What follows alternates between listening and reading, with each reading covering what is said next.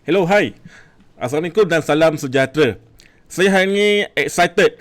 Kenapa excited? Sebab hari ini saya akan buat satu video untuk menerangkan mengenai exam yang akan dilakukan pada 16 hari bulan Februari ini, iaitu exam penolong pegawai belia dan sukan S29.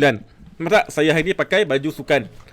Ini adalah video khas untuk anda sebagai calon-calon exam penolong pegawai belia dan sukan.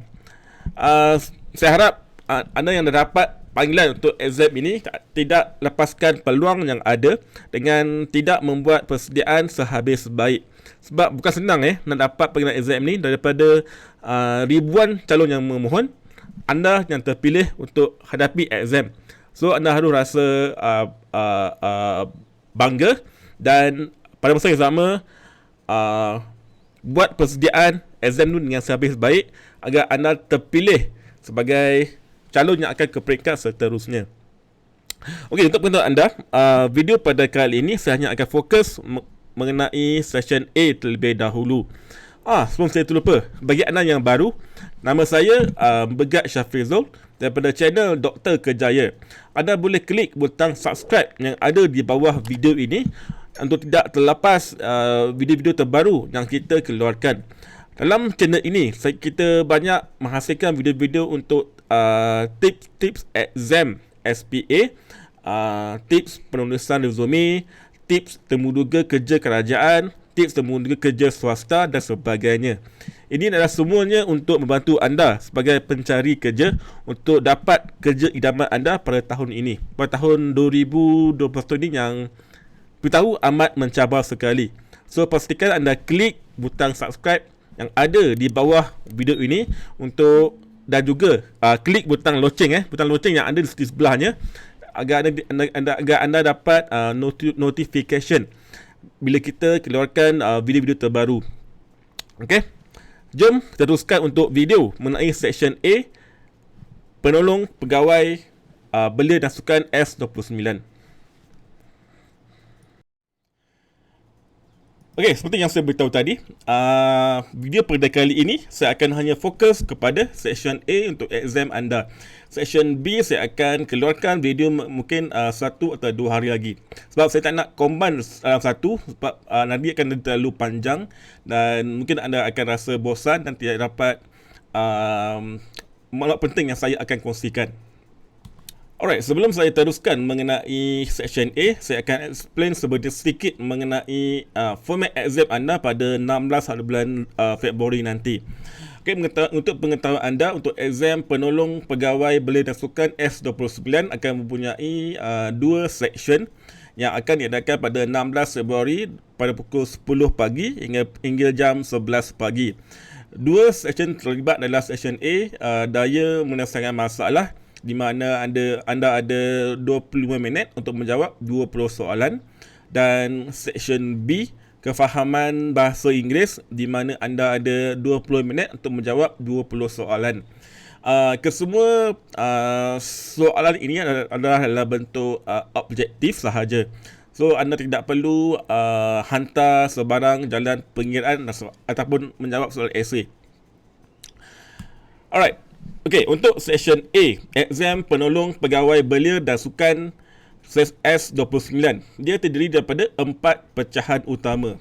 Okey, saya ulang. Daripada 20 soalan ini, dia akan terpecah kepada 4 pecahan utama. Anda nak tahu tak apa 4 pecahan itu? Okey, jom. Okey, pecahan pertama.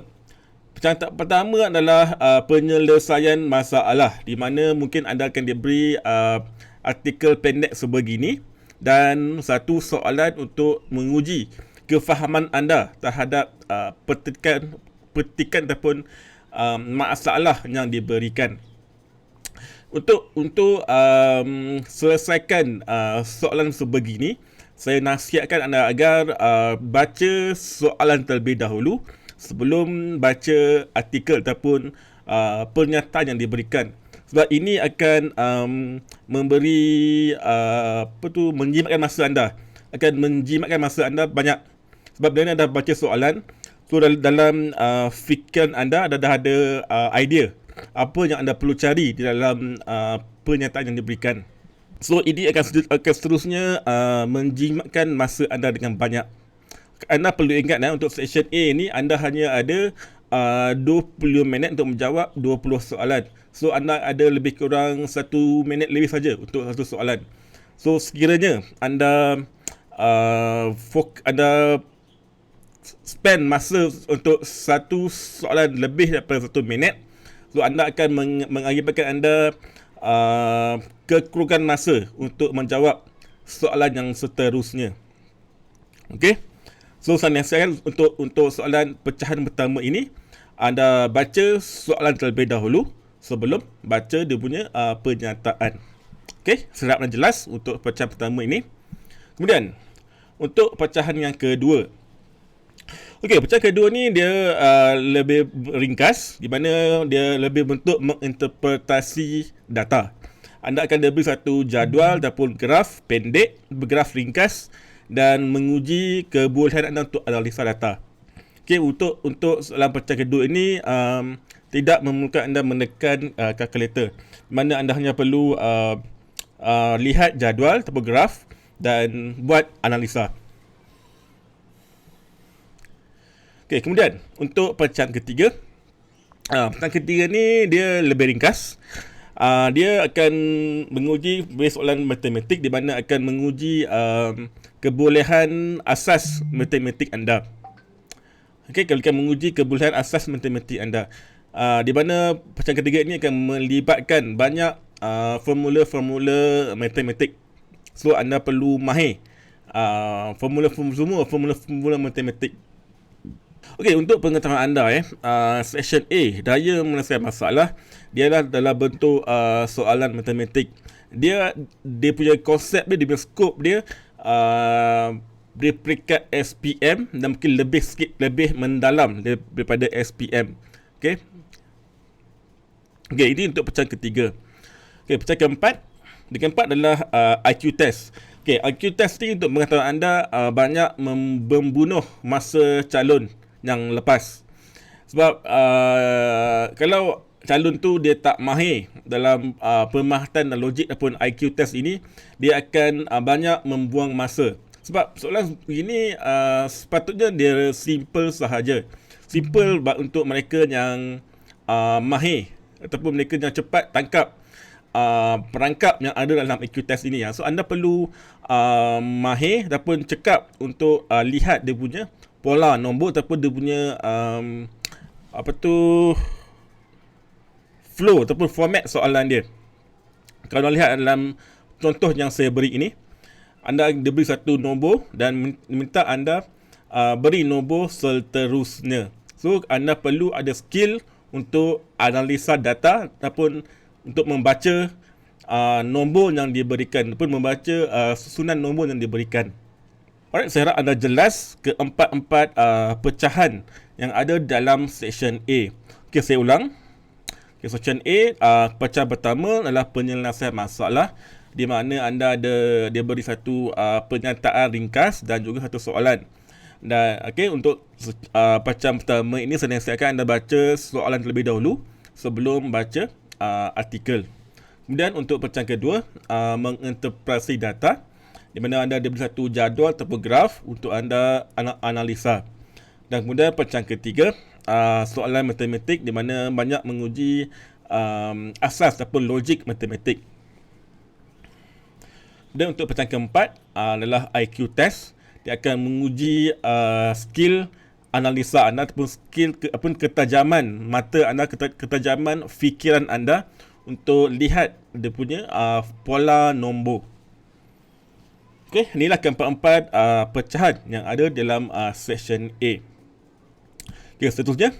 Okey, ini adalah merupakan antara topik-topik popular yang biasa ditanya dalam section A ini. Anda boleh buat sedikit latihan untuk pecah ringkas, peratus, pecahan di conversion, pecahan ke peratus, peratus ke pecahan, dan format halaju, persamaran linear dan seterusnya. Okey, untuk pengetahuan anda link download slide ini anda boleh dapatkan di ruangan description. Kan saya ada tinggalkan link download di ruangan description. Anda tak perlu salin. Kan anda just perlu klik download yang ada di ruangan description tu. Okay, saya rasa sekian dulu untuk video section A. Alright, sebelum saya terlupa, bagi anda yang belum lagi join channel Telegram khas untuk calon-calon exam penolong pegawai belia dan sukan S29, anda boleh berbuat demikian dengan klik link ini yang saya juga tinggalkan di ruangan description, di mana dalam channel Telegram ini saya bakal mengkongsikan tips-tips terbaru dan juga contoh-contoh soalan yang terkini yang saya dapat untuk anda buat latihan. Sebab salah satu tips ataupun cara calon yang lepas lulus adalah mereka buat banyak latihan. So, saya akan membantu anda dengan memberi beberapa set soalan latihan dalam channel Telegram ini. Namun, kalau anda tidak ada Telegram, tak perlu risau. Anda juga boleh join dalam email list ini, di mana saya juga akan berkongsikan tips dan juga contoh soalan terus ke email anda. Okay, anda boleh buat demikian dengan klik link ini. Kedua-dua link ini saya tinggalkan di ruangan description. Alright, saya rasa sekian dulu untuk video pada kali ini. Kita jumpa lagi dalam video untuk session B. Kita jumpa lagi. Assalamualaikum.